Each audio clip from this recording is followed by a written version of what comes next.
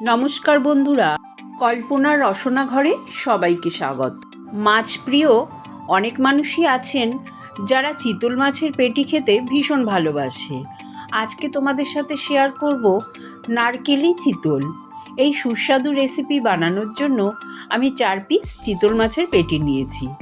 মাছটা খুব ভালো করে ধুয়ে পরিষ্কার করে নিয়েছি। এবার ম্যারিনেট করার জন্য স্বাদ অনুযায়ী নুন দিয়ে দিলাম আর দিয়ে দেব হলুদ গুঁড়ো। আমি হাফ চামচের মতন হলুদ নিয়েছি। নিয়ে খুব ভালো করে মাছের গায়ে নুন আর হলুদটা মাখিয়ে 15 থেকে 20 মিনিট রেখে দেব। নারকেলি চিতল বানানোর জন্য নারকেলের দুধটা আমি বের করে নেব। তার জন্য একটা নারকেলের অর্ধেকটা কুড়িয়ে আমি নারকেলটাকে একটু জল দিয়ে ফুটিয়ে নিলাম। তারপরে নারকেলের দুধটাকে বের করে নিলাম। নারকেলের দুধটা বের করার পর নারকেলের যে অংশটা পড়ে রইল তার থেকে 2 চামচ আমি মিক্সিং জারে দিয়ে 10-12টা কাজু বাদাম দিলাম আর 4 চামচ টক দই দিয়ে দিলাম। এটা আমার ঘরে পাতা টক দই। এর রেসিপি কিন্তু আমার চ্যানেলে দেওয়া আছে, তোমরা যদি দেখতে চাও দেখে নিতে পারো। টক দইটা দিয়ে আমি একটা মিহি পেস্ট তৈরি করে নেব। একটা বোলের মধ্যে হাফ চামচ হলুদ গুঁড়ো দিয়ে দিলাম, 1 চামচ দিয়ে দিলাম জিরে গুঁড়ো, হাফ চামচ লাল লঙ্কার গুঁড়ো, হাফ চামচ চিনি দিয়ে দিলাম। অল্প জল দিয়ে মশলার একটা মিহি পেস্ট তৈরি করে নিলাম। গ্যাস অন করে আমি ফ্রাইং প্যান বসিয়ে দিলাম আর বেশ খানিকটা সর্ষের তেল দিলাম। যেহেতু চিতল মাছ রান্না সর্ষের তেলেই ভালো হবে।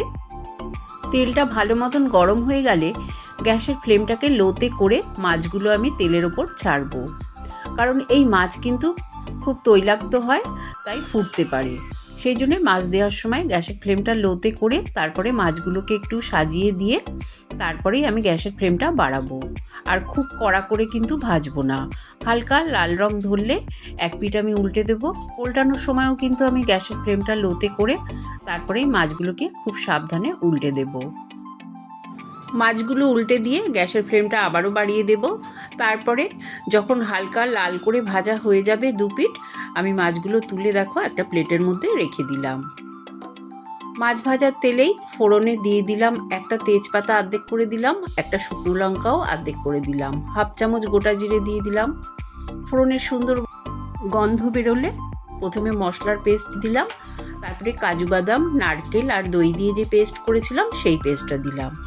মশলাগুলো লো ফ্লেমে খুব ভালো করে কষাতে হবে যতক্ষণ না মশলা থেকে তেল ছাড়ছে। দেখো মশলাটা আমার সুন্দর কষানো হয়ে গেছে আর তোমরা দেখে নিশ্চয়ই বুঝতে পারছো মশলা থেকেও সুন্দর তেল ছেড়ে দিয়েছে।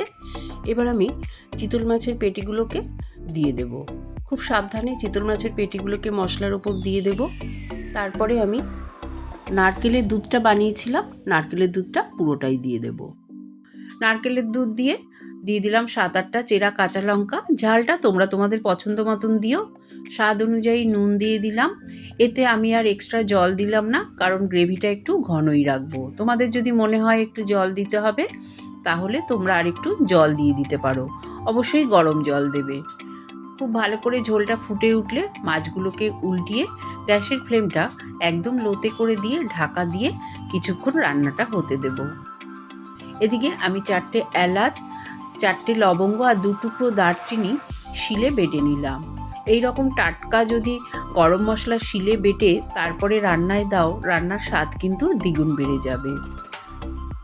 দেখো 8-10 মিনিট পর ঢাকনাটা খুলে নিলাম। গ্রেভিটা কিন্তু আমার ঠিকঠাকভাবে হয়ে গেছে। গরম মশলাটা পুরোটাই দিয়ে দিলাম। তারপরে নাড়াচাড়া করে সব শেষে দিয়ে দিলাম 1 চামচ ঘি। ঘিটা দিয়ে আর একটু নাড়িয়ে চাড়িয়ে তারপরে গ্যাসের ফ্লেমটা বন্ধ করে দিলাম। দেখো তৈরি হয়ে গেল সুস্বাদু নারকেলি চিতল।